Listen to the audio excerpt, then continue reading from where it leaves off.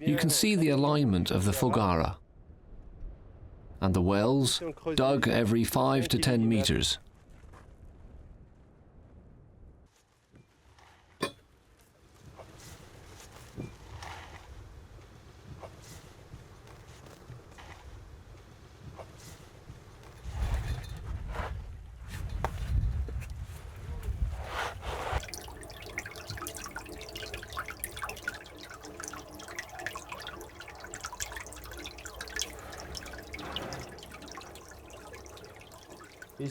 We're here in the desert, inside a Foggara. This tunnel has been dug between two wells to bring the water from the desert to the oasis. We dug it with pickaxes. This stream is not a natural stream, but man-made. It connects the wells.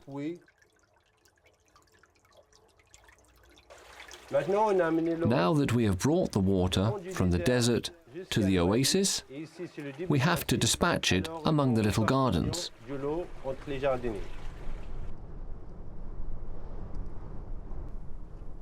I'm fascinated by these faggaras, but let's see if I've understood how they work. There is a water table under the sands of the Sahara. In order to create a faggara, we have to dig several wells down to the water table, then connect them to one another so that the water can flow among them. The gentle slant of these tunnels naturally carries the water down and results in an oasis.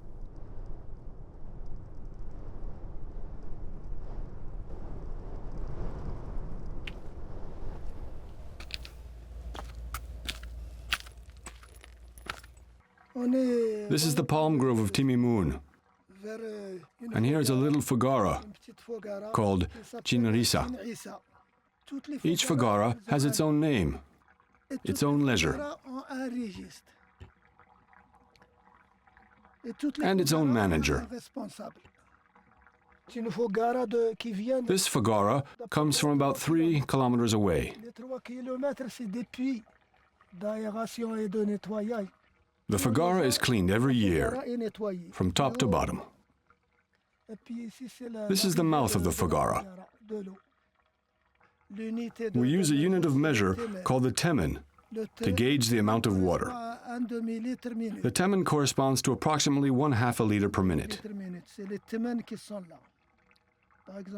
For example, this faggara measures in at 50 temen, and this one about 20 temen. We measure with this measuring stick.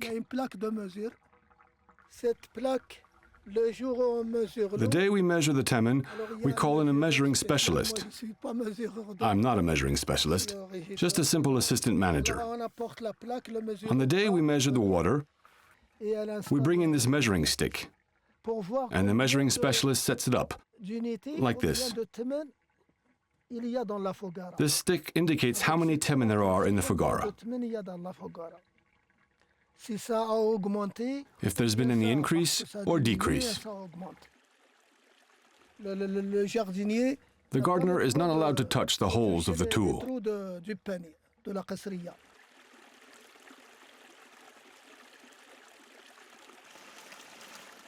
If the water were to stop flowing from the faggaras, we would have to dig wells and to bring up the water, like we did before, for centuries, in the olden days, before the faggaras.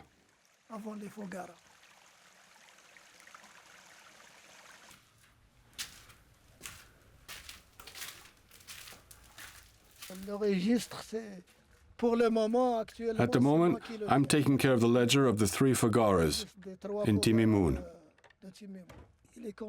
It is kept in a house in town.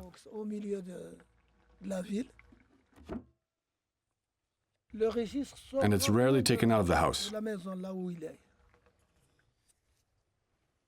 It's a precious document. Our ancestors left this system to us, and it still works. I was designated to be in charge of the ledger. It used to be with another family.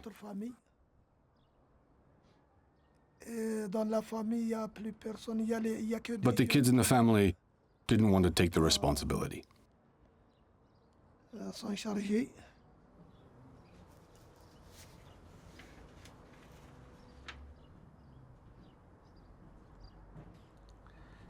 Let me show you. One man bought water from another.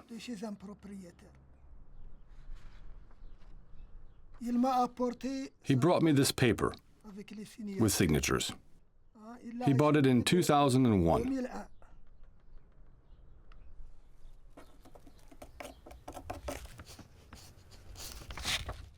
He gave me this paper so that I could enter the information in the ledger. Now I'm going to write this down too, so that I can give him back his paper. When I have about 10 or so, I'll write them in the ledger.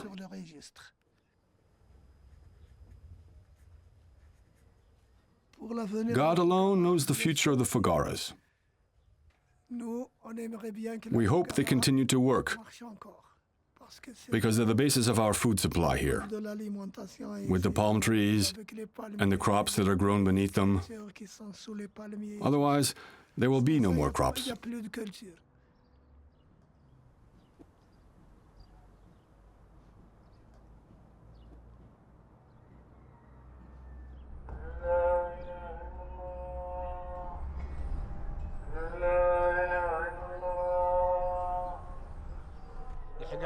In the Quran, there are specific prayers for rain.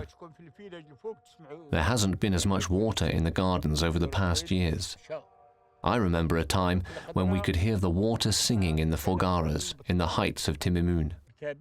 Today, the price of vegetables has gone up due to a lack of water.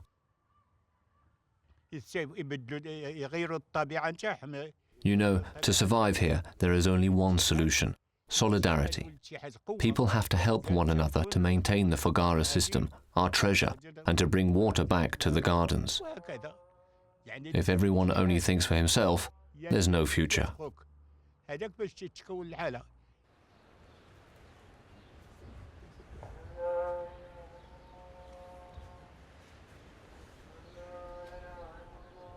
The Foggara culture is passed on from one generation to the next, and no one can date its origin. Perhaps 10 centuries ago, perhaps more. But one thing is sure: the vulnerability of this mode of irrigation is on everyone's mind.